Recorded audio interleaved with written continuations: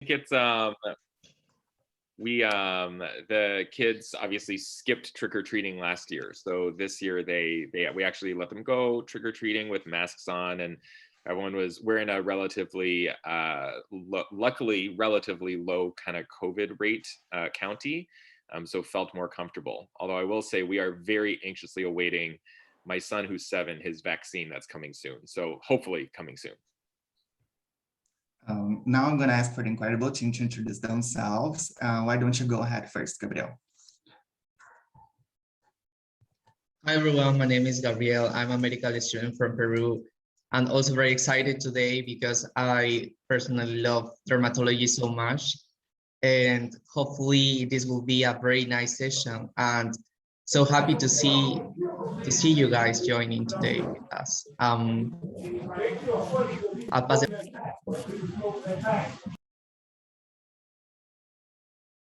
Maybe you can go next, Maria. Hi friends, my name is Maria and I'm gonna be scribing today. I'm from Guate and I don't usually get up at this time, so this just shows how excited I am to be here. My friend is actually going to be presenting a case and she's so lucky. She is in the most beautiful lake in the world right now. Yeah, so awesome derm case, awesome lake. It's gonna be amazing. Marcia, do you want to introduce yourself and tell us a little bit more about you? Hi, MJ. Yeah, I'm Marcela. I'm from Guatemala. I'm a first year dermatology resident here in Guatemala. I'm actually at the lake right now. You can see my background. This is Lake Atitlan. It's one of my favorite places on earth. And yeah, I'm a derm lover, Guate lover, and I'm really glad I can be here sharing a case with you guys. And last but not the least, our adult responsible, Dr. Travis Smith.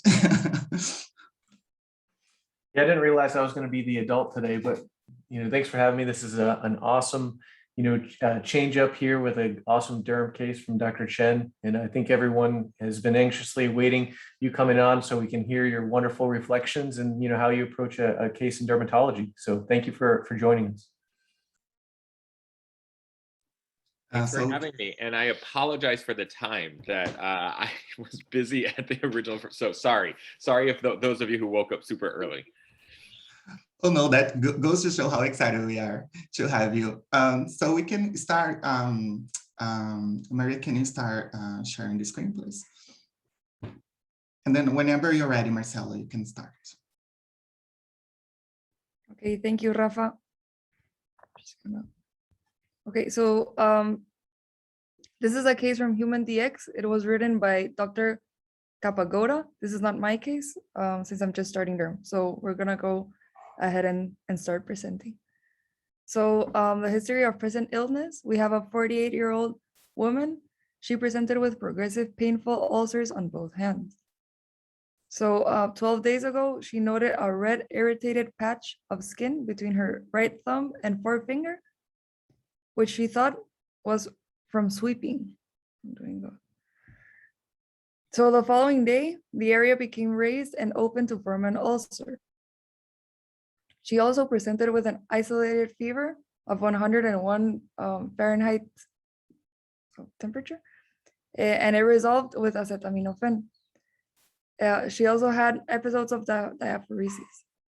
She was seen in the emergency department and was diagnosed with a spider bite, and she was discharged with clindamycin.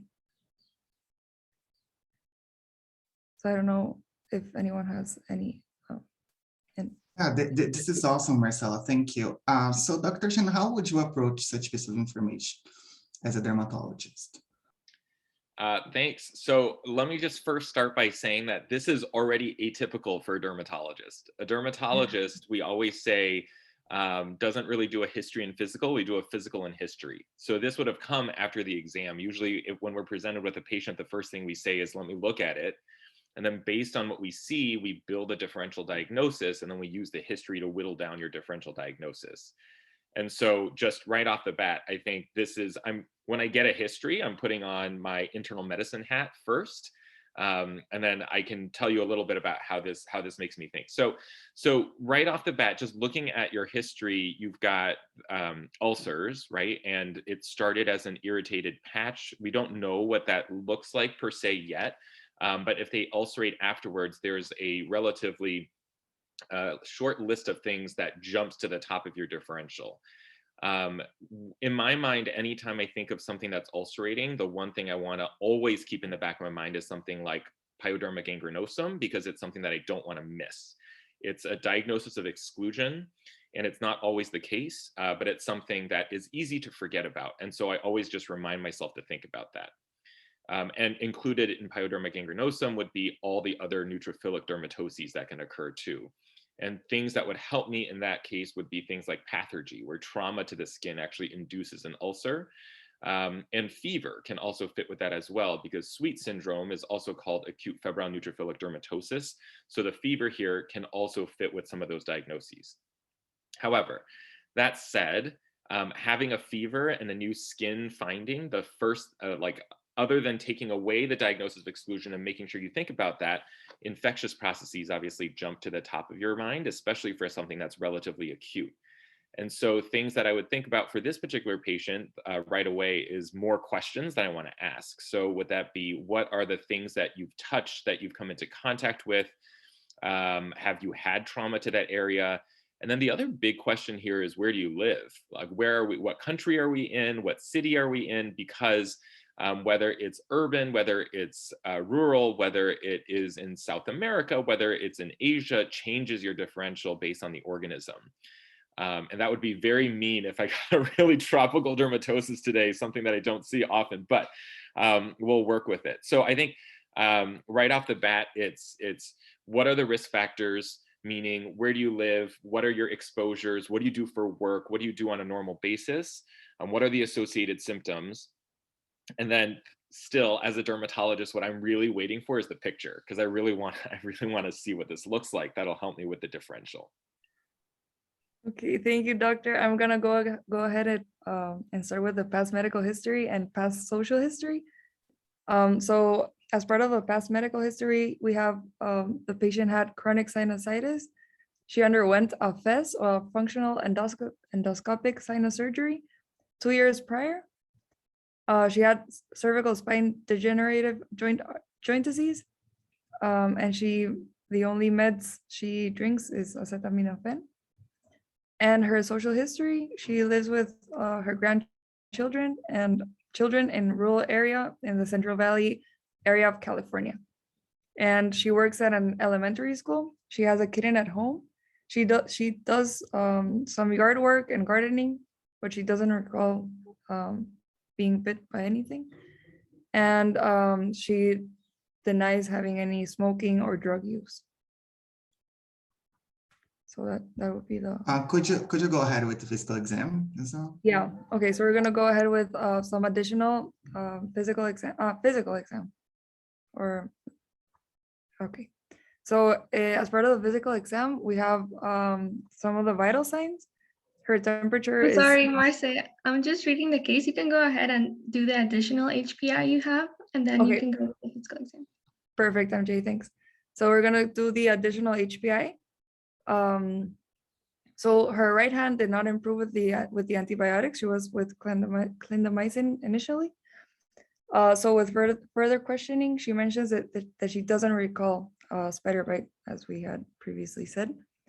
And 8 days after the hand ulceration, she noted a purple papule near her proximal interphalangeal joint of her index finger.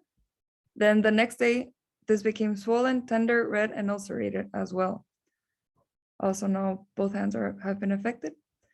She reported several months of intermittent pain and swelling of the metacarpophalangeal joints, the deep and deep joints, or the proximal and distal joints, interphalangeal joints of both hands. She had unintentional 10-pound weight loss over the last 3 weeks, and she had no diarrhea or history of inflammatory bowel disease. Do I go ahead with the physical as well? I guess it's a good place to stop. But Dr. Chen, here we have an audience from medical students, residents, attendings, and sometimes dermatology nomenclature can be a little bit tricky. So could you please go over like, how would you define like ulcers, papules, like those basic terms, please? So that's a great question. So thinking about morphology, we always want to think about first when we're describing a lesion, whether it is, we first talk about the primary lesion. And so the primary lesion would be things like a macule, a patch, a papule, a plaque, vesicle, bulla, pustule, nodule, tumor, wheal. I think I got them all, but there should be about 10 of them. And then that's a very limited list. Some people would put ulcer in there. Some people put erosion in there. I personally think that ulcers and erosions are secondary change to a primary lesion. So for example, if you have a plaque that has an ulcer in it, then it's a ulcerated plaque. So the plaque is your primary lesion and the ulcer is your secondary change. You can have an eroded papule, for example. And so, and the difference, remember, a macula and a patch is flat. It is, the difference is that a macula is less than a centimeter and a patch is greater than a centimeter in diameter. A papule and a plaque are raised or atrophic. It's any change in elevation. And a papule is less than a centimeter. A plaque is greater than a centimeter. Nodules are deeper seated, about a centimeter deep. Tumors, some people define as 2 centimeters in size, in diameter, and then vesicles and bulla are fluid filled. Vesicles are less than a centimeter, bulla are larger than a centimeter, and pustules are just anything that's filled with pus. No matter the size, we can call it a pustule. If it's a really big one, we might call it a lake of pus. And so those are the primary lesions. In terms of ulcer and erosion really means that you've kind of lost the superficial layer of your skin really into epidermis and sometimes into the very superficial dermis. Ulcer means you're into deep dermis and sometimes into the subcutaneous fat. And so it's really a question of depth. Usually when we think about how deep you go into the skin, one tip is if you go deep enough, then you're going to see a lot more bleeding because that's where all the blood vessels are. All the blood vessels are in the dermis. There's no blood vessels in the epidermis. And so for that reason, if you see a lot of blood, it's more likely to be an ulcer than it is an erosion. And then in addition to that, once you get into dermis, you tend to have scarring. So ulcers tend to scar, erosions tend to heal without scarring. So just some kind of simple ways to think through the differences in those different morphologies. Just incredible. And how is your differential diagnosis now having this story as a background? Yeah, so I think that this is really helpful because first of all, I think I saw Travis, Dr. Smith mentioned it in the chat too. Everyone says it's a spider bite, but it's almost never a spider bite. So just remember, when someone says there was a spider bite, you have to think twice. All right, so what's really helpful here is that, so I'm still trying to get a grasp of the timeline. So it sounds like this person had 12 days of this original ulcer, then got clindamycin, and then 8 days afterwards, so that's 20 days since the first ulcer, she had a second purple papule near the PIP joint of the index finger, and then that was what ulcerated. And is that where we are now in terms of the time course? Okay, so we have 3 weeks, it's relatively acute, and now you have multiple lesions, right? So if you have multiple lesions, that lowers some things on your differential. So for example, things like ORF, that would occur because you are milking a cow or something like that. If you're working with livestock, or you touch goats. So one thing I wanted to ask about social history is, does this person have any regular contact with livestock or other animals? And if there were, then you would think about that a little bit more, but that's usually a solitary lesion. Once you have another lesion that occurs in a similar location, and has the same kind of morphologic change, it starts as a papule and then it ulcerates, then I think we're all of a sudden thinking about things that can spread or things that can occur in multiple places. And so naturally, I saw some folks in the chat mention this as well. You guys are too smart already because you're already like jumping ahead to what the stuff I was going to talk about. So if you have something kind of marching up your hand and up your arm, one thing that you would think about is sporotrichoid spread. So things that spread in a sporotrichoid pattern, which just means that it's in a lymphatic pattern. And so Obviously, for someone, one other question is, does she enjoy she does yard work and gardening. And so if she does that, then the question is, could this be sporotrichosis that's causing this? And then there's a lot of other things that can cause sporotrichoid spread too. But things that would be less likely in this case would be things like leishmaniasis. But I think other things I think about are penicillium. And then if she cleans fish tanks, that's your like natural kind of thought process for a Mycobacterium marinum. And so those are kind of more of the infectious things that I would put in that area. Also tularemia, if she's been around rabbits. And so those are the things that I think about for sporotrichoid spread. Other things that can cause multiple lesions other than infectious pathology that's spreading. So tuberculosis could also do that as well. Basically any of the AFB, the mycobacteria can kind of be spread in that pattern. But other than that, the other thing to think about is, could she actually have some other kind of autoinflammatory condition as well, something like a sweet syndrome, like a PG, because you can get multiple lesions basically anywhere you get traumatized. But with the fever, with this acute setting, this acute onset, the first thing I'm still thinking about here is infectious right now. And what would you be most interested in the physical exam? The skin. Let's look at the skin. I mean, how could I not? Oh, please, Marcela, go ahead. I would just like to point out how this is torture for dermatologists to hear this much history before you give them the exam. But I'm just kidding. No, this is great. My internist side is really excited. We're so sorry. I'm just kidding. Okay, so we're gonna go ahead with physical exam. So we start with the vital signs. She had a temperature currently of 36.9 degrees Celsius. Her heart rate was 62. Her respiratory rate was 18. Her blood pressure was 120/75. Her oxygen saturation was 99% on room air. She had, like, her general view was non-toxic appearing. She appears older than her stated age. In the head and neck, cardiac, pulmonary, abdominal exam, they are unremarkable. They're A-okay. Then in the musculoskeletal system, we have the right hand. She had swelling of the dorsal surface and tenderness to palpation of the second and fourth metacarpal phalangeal joints without erythema or swelling. She had no streaking tracking up the wrist or arm. Then in the left hand, she had tenderness to palpation of the first to third metacarpophalangeal joints without erythema or swelling, and also no streaking tracking up wrist or arm. And all the other joints had no abnormalities. She had in the skin tattoos, and we're gonna see the pictures right now, but also in the right hand, she had open ulcerations with friable tissue between thumb and index finger. And in the left hand, she had an open ulceration with friable tissue also over the second PIP. So I'm gonna just show you guys the pictures. MJ, do you want me to share my screen? Yeah, go ahead. Okay, perfect.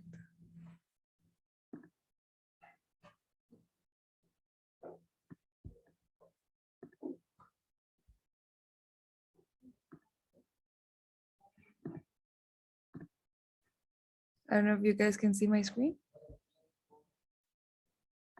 Okay, so this would be the skin exam. So you can see an ulceration over both hands. So I don't know. Please go ahead, Dr. Chen. What is going on in your mind seeing this imaging and the description that we gave you? So this is interesting. This is a little bit less. This is a little confusing just based on the exam, because these look chronic. At this point, it looks like it's been there for a few days, and so the first thing in my mind is, what did this look like on initial presentation? So the fact that, and I just reread the history that I'm realizing now, so it's both hands, right? So if it's both hands, then it makes it a little bit less likely for it to be some infectious thing that got inoculated, because otherwise you would have had to do that in both hands at the same time, which would have been a little bit unusual. Here, looking at these ulcerations, so, you know, the first thing I'll say is that one thing that I would kind of mention first was neutrophilic dermatosis, right? So neutrophilic dermatoses on your presentation should really have a violaceous or a gray purple border.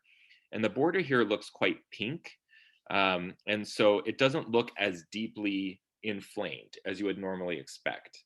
And then neutrophilic dermatoses, and it's a little bit hard to tell from photos, but usually come with a little bit of a rolled border, meaning that you could theoretically stick like the back end of a Q-tip under the border, and then like it should track a little bit, not like osteomyelitis. It doesn't go to the bone. It's not sticky in any way, but it definitely should go under there a little bit.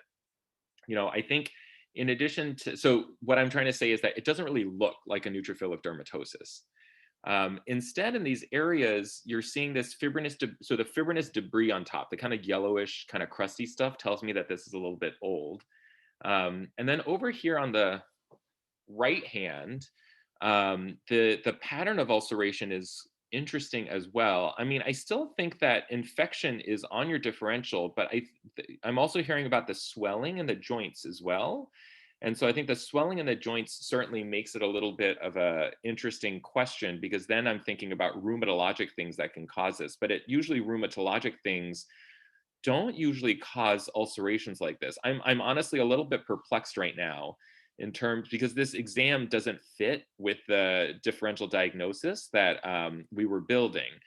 So yeah, I'm a little bit confused. I don't know if other people have thoughts or if there's any other kind of clues that you can give me. Yeah, we have additional labs. Please go ahead, Marcelo. Oh, I'm sorry. Can I just ask one question? I was wondering, what really pulled me into this case was not the skin, because I'm terrified of it, but I was going to anchor on like the arthralgias. Does those changes, the joint changes in her hand, change the diagnosis for you, or who would exclude, or how can we put that into the illness group we have here? Yeah, I think that's a really good point, right? Because so the differential that I've kind of built for you at the beginning is without arthralgias. So then if you put in arthralgias into the mix, then you're starting to think about, could this be, and I would argue that it doesn't sound like it, but could this be some infectious process that also seeded the joints? Could it be a septic arthritis? But it doesn't sound like that, because it doesn't sound like there's any inflammation in the joint, and there's no erythema of the joint. And obviously you'd be doing a joint exam to see what that was like. And I'm just trying to look at your joint exam again. So no erythema or swelling, but really no, kind of just tender to palpation, right? So, you know, I think that it takes it away from an infectious process right now in terms of seeding a joint in that way. But I think that one thing I'd be really curious about is what's happening in the joint. Is there any destructive pathology? Is there, how much inflammation is happening in the joint? I think that you're still thinking a lot. I mean, infection is still on your differential, but it's not the kind of typical, or it's not the sporotrichosis. It's not that type of thing that you think about as much. So yeah, I'm curious to hear a little bit more about the case. Sorry, Dr. Chen, I have a question regarding the case. For example, I was impressed by the progression of the purple papule, and then the next day it gets ulcerated. So it seems like a pathology sign that could be a clue on thinking of neutrophilic dermatosis such as Sweet syndrome. And this type of neutrophilic dermatosis also present with very painful ulcers. But then on the physical exam, you say that it was not compatible so much with neutrophilic dermatosis. I didn't understand very much. Maybe you could explain or elaborate more about the physical characteristics of those type of ulcers. I understood about the border, because this type of neutrophilic dermatosis also have like these very elevated borders. Yeah, so I think, you know, neutrophilic dermatosis can still be on your differential. It just doesn't look perfect for it. And so your exam for neutrophilic dermatosis should be, the border shouldn't be pink, the border should be purple. And so, and then in addition to that, the border should be rolled, meaning it shouldn't look like it's sloping down into the ulcer. Instead, it looks like it should overhang the ulcer. So for example, if this is the base of your ulcer, your borders like this on top, and then you can stick something in here, which obviously we're not doing that on the exam. And so my point would just be that it is certainly on the differential, but it doesn't look like a typical PG, and it doesn't look like, but the history is good for it, right? So something that starts as a purple papule that then ulcerates is a great history for something like a neutrophilic dermatosis. But I think the hard part is that it can also be an infectious process that can also cause that as well. And so I think, the question then is, you have all these different things on your differential diagnosis. What would you do? Because the next question in my mind is, what would I do for workup in this? And so, sorry, maybe I'm not supposed to talk about that yet. I'm happy to. Okay, so it sounds like I can talk about that. So, if my differential includes an infectious process, one thing that we always get asked is, should we swab it?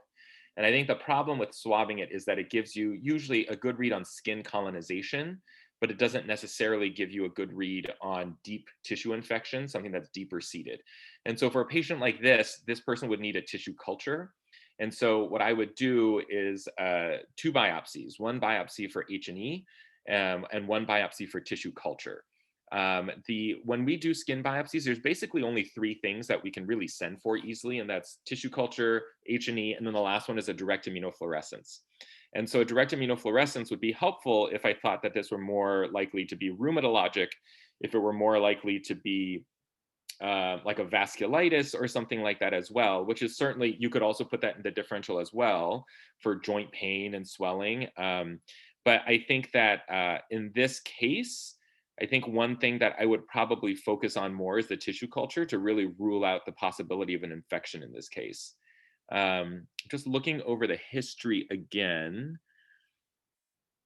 And then sometimes it also depends, I mean, to be totally honest, it depends on your patient and whether you feel like you will be able to see that patient again. Because sometimes in order to make a diagnosis as quickly as possible, if we're going to do a biopsy, we'll just do all 3 because we're already cutting into the skin. But the hand is a tough place to biopsy. And so for that reason, sometimes we'll try to limit it to be just the 2 in this case, like tissue culture and biopsy. And then I think because of the joint pain, I would certainly think about doing hand x-rays or x-rays of the affected joints. And then just start there. I wouldn't necessarily think about aspirating or asking my colleagues to aspirate. I wouldn't go there yet, but just starting with simple x-rays would probably be where we'd go. And then of course, if they're in the emergency room, they're probably going to get a CBC and some electrolytes. So taking a look at that would be helpful too. Hey, Dr. Chen, where would you look to biopsy the lesion at? Yeah, that's a great question. In general, for all ulcerative processes, we tend to biopsy on the border.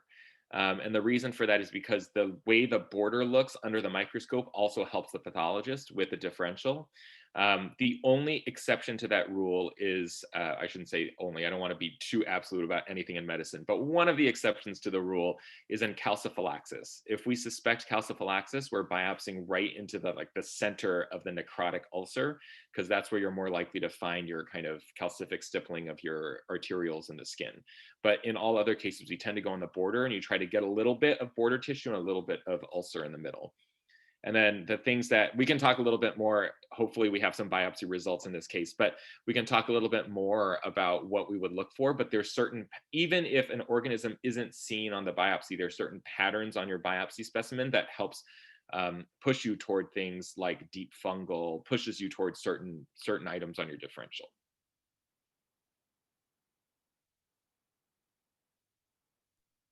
Please go ahead, Marcelo. And thank you, Dr. Chen. It's been really, really fun. I'm really nervous. I feel like I'm getting stumped here. I'm starting to sweat, guys. No, I just wanted to make a comment that it's just from my small experience that I've had. It's really important to visualize, and that's like a flaw in this exercise, but visualize the initial lesion, because most of the patients actually come with a completely different lesion a couple of weeks later. So that's really important, what you're saying. So the evolution, right? Yeah, and one thing I would mention now is that in the age of smartphones, almost everyone comes in with pictures of how it started now, which is great. And so usually when folks come, we get this exam, and then we can say, did you take pictures when it started? And then that's super helpful for us to whittle down our differential. Yeah. So I'm just gonna go ahead with the labs. So on our CBC, we have white blood cells on 6.1, hemoglobin on 10.1. It's a little bit under the normal values. We have a hematocrit in 31.3. We have mean corpuscular volume of 92.4. We have the platelets of 518,000. The basic metabolic panel is normal. We have ALT in 26. We have AST of 24. We have alkaline phosphate of 126, which is in normal range. We have total bilirubin of 0.6, which is also a normal range. We have albumin in 3.0, which is a little bit under the normal range, but it's okay. We have total proteins in 7 grams per deciliter. We have the iron studies, which are total iron 25 micrograms per deciliter. We have TIBC in 311, which is on normal range. We have transferrin saturation of 8%, which is a little bit low. And we have ferritin in 130 nanograms per milliliter.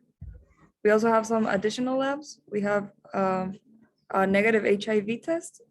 We also performed a blood culture, which was negative. We had an erythrocyte sedimentation rate of 39 and a CRP of 4.8. We have a ANA or ANA negative, rheumatoid factor negative, serum protein immunofixation electrophoresis with no abnormalities. And we have a free kappa light chain of 2.4 milligrams per deciliter, which is high. We had a free lambda light chain of 2.1 milligrams per deciliter, which is okay. And we have a free kappa lambda ratio of 1:1, which is also in the normal range. We also performed some additional labs. We did antihepatitis C, and it was positive. And we have an HCV viral load of 1.3 million international units per milliliter. So I don't know if that helps a little bit with the diagnosis or leads a little bit. So how does these labs change your differential? So the first thing I'll say is the CBC is not super helpful, right? The crit being 31 is, we see this so often so it's hard to use that for much. Platelets being 518, very common in someone who's systemically inflamed. In your chemistry section, everything seems pretty normal until you get to your SPEP was normal, your kappa lambda ratio was normal. Obviously, the thing that you would anchor on is Hep C, right? So Hep C being positive is the kind of the one big thing here that's huge. And so you start to think about things that are associated with hepatitis. And so I'm glad I threw in vasculitis earlier, because then you start thinking about things like cryoglobulinemia. Because that can certainly link joint swelling, it can link ulcerations of the skin, it can link a Hep C positive finding. Hep C can also trigger other things too. And so I think that's the hard part, is that you're still trying to figure out what you're triggering. Whether it's a red herring is a whole other question, because then if it's a red herring, then you're still back in square one. But I think that the other thing so whenever I think about stuff on the dorsal hands, one thing that you want to think about is there's this you want to look for, if I'm not saying that that's the case here, because if we thought this was neutrophilic dermatosis of the dorsal hands, that's linked with certain types of malignancy. So one thing here that I was looking for is whether there's anything like an SPEP, anything else in the CBC that points us toward that, or if there's a funny finding on the differential. But without that, I probably wouldn't chase that any further. But instead, because of the Hep C, I would think a little bit more about cryos. I would think a little bit more about other things that can trigger as well. Could you elaborate more on the association between Hep C and skin findings, like what would cause? Because we know about cryo, but I guess there are other associations as well, right? There are, but I think cryos are the most tightly linked. And so the other things that we always think about are any vasculitis, any small vessel vasculitis, we might say, oh, it's in response to, it's reactive to a drug or an infection. And so you could theoretically, let's say someone came in with a cutaneous small vessel vasculitis, and then we couldn't find a reason, and then they were hep C positive, like you could then say like, oh, maybe it's their hep C. But it's not a very tight, like hep C caused this. It's more like maybe we could blame the hep C because it's been reported to be an association before. And so other than the cryos being a little bit more specifically kind of linked, the other skin findings that we think about are things where we kind of say that it can be reactive to any type of infectious process. So even sweet syndrome can be secondary to any infectious process, and any vasculitis, like I mentioned. So I think that the other things that you would think about are less specific. It's not like you think hep C and specifically this one thing in particular. The one thing that you do, one thing I should mention that hep C is linked with is lichen planus, but that is not what this looks like. Incredible. Please go ahead, Marcel. Yeah, I just wanted to mention, Dr. Chen, that I was also initially, while revising the case, I noted on the physical exam and past history that she had lost 10 pounds over the last 3 weeks. So it's definitely super important to consider neoplasias because of the weight loss. So it's good that you mentioned it, because I was also thinking in the same track. Yeah, So, I think the 10-pound weight loss in 3 weeks is really important to think about. One thing I would just emphasize is also trying to figure out why that is, right? So because a lot of times when folks tell me about weight loss, I want to ask more about, well, is it because you don't have an appetite? Is it because of early satiety? Is there some, because that'll help me figure out what my next test is going to be from a medicine standpoint. But you're absolutely right. The other thing, though, remember that systemic infection, anything systemic inflammatory, can also cause a 10-pound weight loss in a relatively short amount of time. So I do think we need to think about malignancy, but unfortunately, it doesn't rule out, obviously, it doesn't rule out the other stuff we're talking about. yeah, thank you. So we're gonna go ahead with the last part of the case. So a skin biopsy was performed, and we're gonna see a picture of it. So I'm just gonna do the description, and then we're gonna see the picture. I don't know if that's fine, but we could see dense normal neutrophilic infiltrate with leukocytoclasts and marked papillary dermal edema. And the stains for infectious organisms are negative. So I'm just gonna go ahead and share my screen.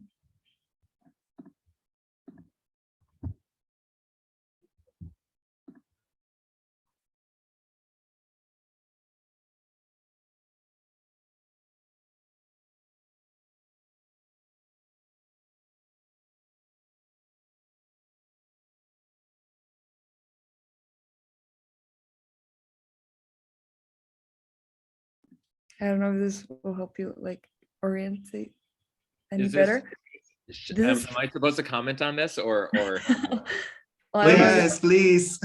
Okay, I'm not a dermatopathologist, but this was definitely a tricky case. So what I'll tell you first of all is that there was no mention of vasculitis, right? So if there's no mention of vasculitis, then cryos kind of falls a little bit farther down on your differential diagnosis. And the other thing that you would see in cryos is in the vessels, you should see the cryos. So you should see like bubblegum pink amorphous material, and that's the actual cryoglobulin that's plugging up your vessels. If you see a dense neutrophilic infiltrate with papillary edema, those are all the key words for sweet syndrome. And I think the other thing that I would mention is that if you saw vasculitis, then it's not sweet syndrome. So by definition, sweet syndrome should not have vasculitis. And so the fact that there's a lack of vasculitis, and then the fact that there are so many neutrophils and then causing all this edema, it really makes you think a lot more about the neutrophilic dermatoses, which then would make you think a little bit more about fitting everything in together, right? The fevers, fitting in the papule that ulcerated on its own. And then it again makes you think about triggers, like could it be hep C or could it be a malignancy because of that 10-pound weight loss? I still stand by my statement. That exam was not good for sweet syndrome. However, that said, everything else here is kind of pointing me toward it now. And so again, an example of why looking at the initial lesion might be helpful. Oh, please go ahead, Marcelo. Okay, I'm just gonna stop sharing my screen.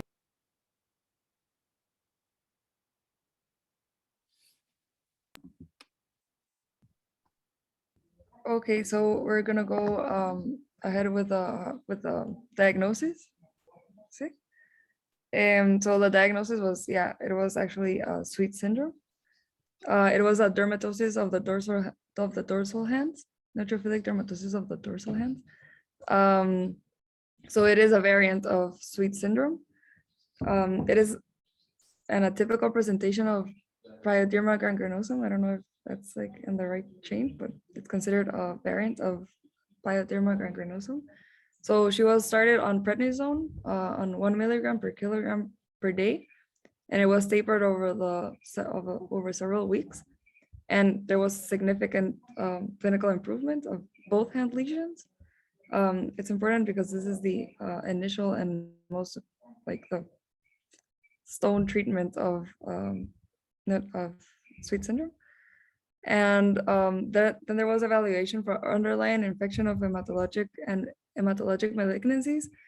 And there was only the positive serology for Hep C that we already had on the prior labs.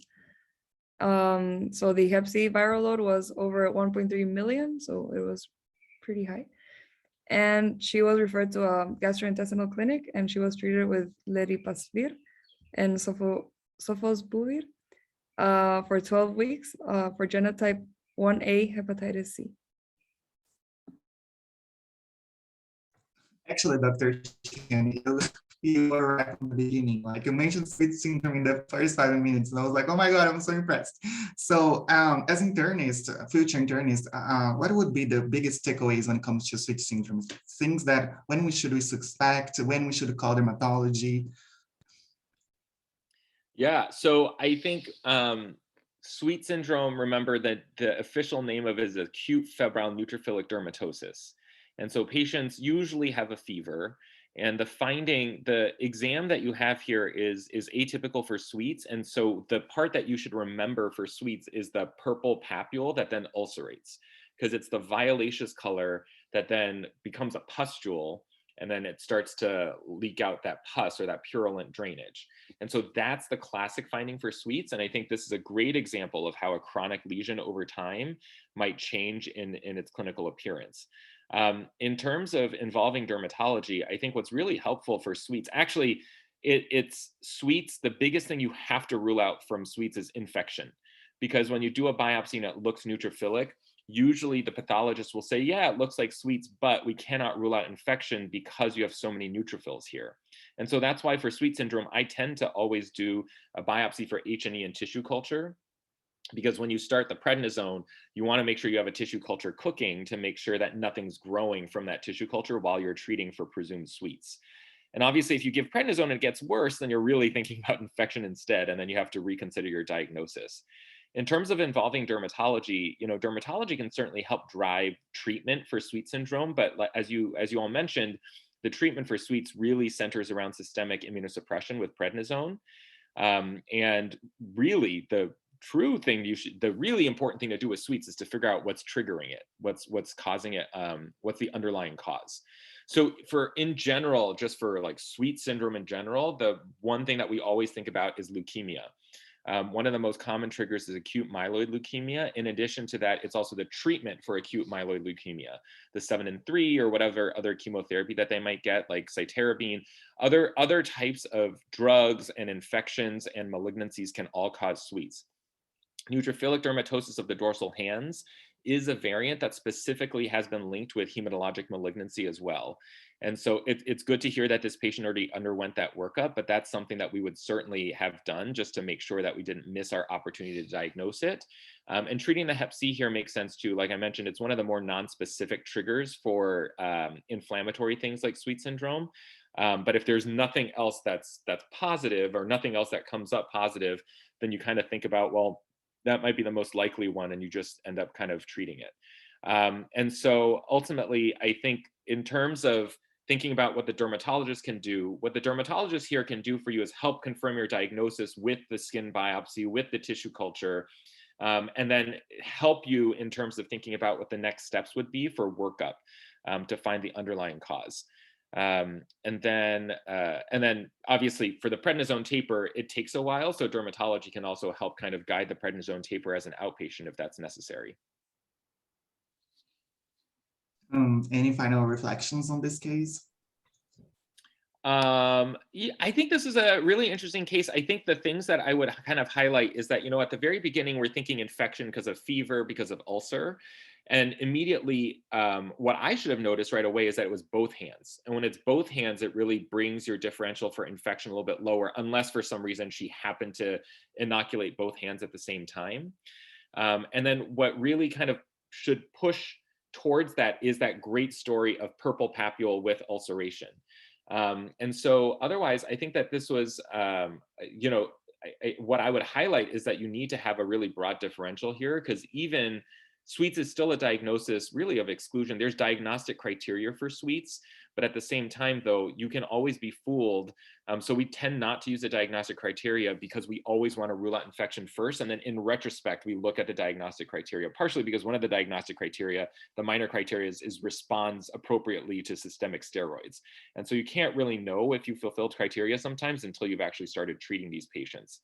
But I think it's a great case. I also think that it's a great example of whether the joint involvement is just purely from the swelling on the hands, or whether she actually had some type of neutrophilic infiltrate into the joints. I'm not sure.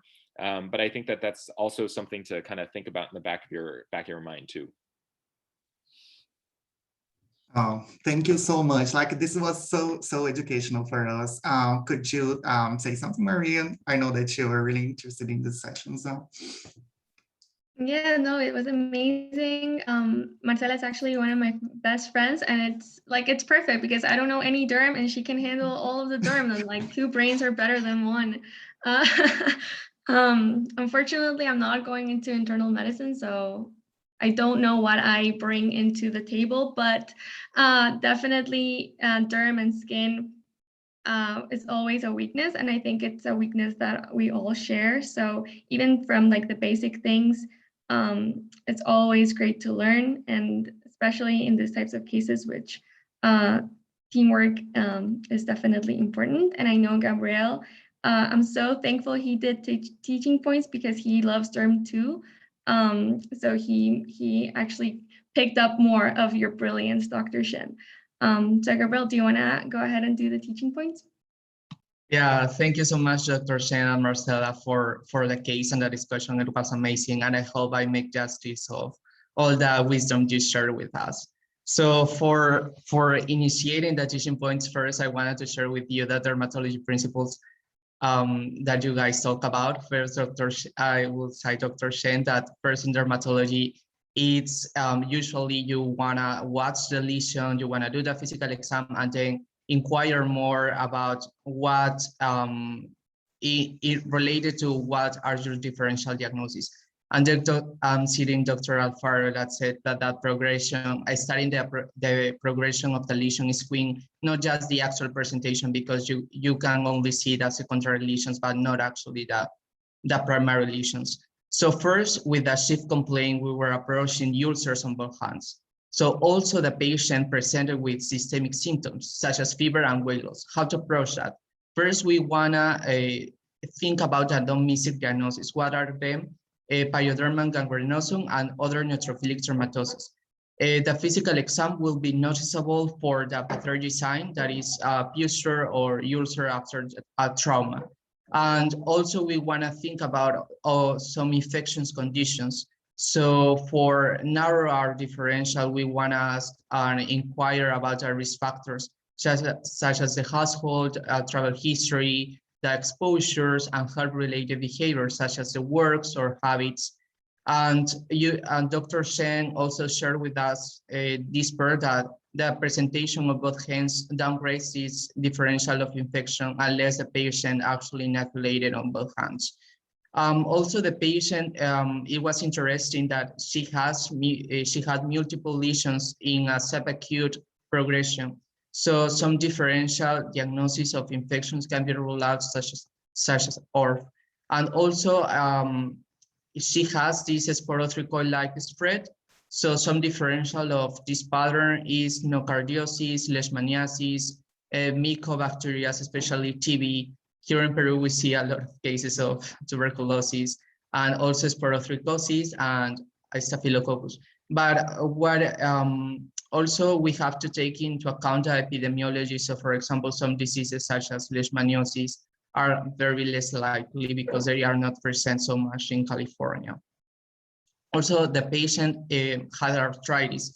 So we want to ask about if this could be infectious related, or it is something rheumatology condition presenting with dermatology signs, but usually they are not present in this picture. So then with the physical exam and then the labs and imaging, we were completing this puzzle. So the patient was not able for this gardening habit, and she lives in Central Valley of California, very well known for this COPC, and also she had these systemic symptoms with multiple lesions. So we were wondering about if this could be an infectious process. But also Dr. Chen said that immune-related conditions should not be ruled out. Also, we noticed this classical presentation of this condition of neutrophilic dermatosis, that the purple papule that the next day progresses in a painful ulcer is very classical for this disease, neutrophilic dermatosis. In the physical exam, what is a classical presentation is a purple, is a ulcer with a purple and an elevated rim border.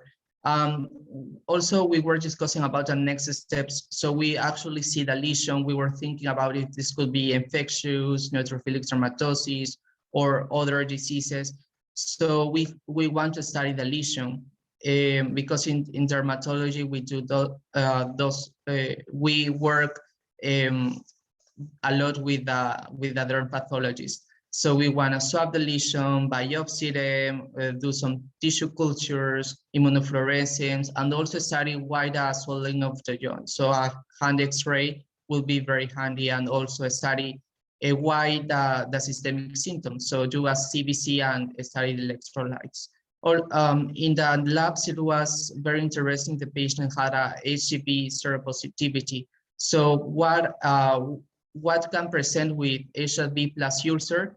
The classical condition is cryo, and also we can see some miscellaneous small vessel vasculitis and neutrophilic dermatosis, but actually this condition is related to a lot of infections. So then the puzzle was completed with a biopsy. We saw that the biopsy not show any type of vasculitis, and also a very classical neutrophilic infiltration. So the diagnosis was made, neutrophilic dermatosis, but also Dr. Chen made some nice pearls that we wanna know, we still wanna make sure there is no infections because the treatment is immunosuppressant. And also study the triggers, and the classical ones are liquid malignancies. So thank you so much for plugging in, and see you tomorrow. Thank you so much, Dr. Chen and Dr. Alfaro again. Thank you, everyone. Thank you, Dr. Chen. This was such a blast. Thank you, Marcel, for presenting, and I hope to see everyone tomorrow. Bye. Thank you for having me. Bye, everybody.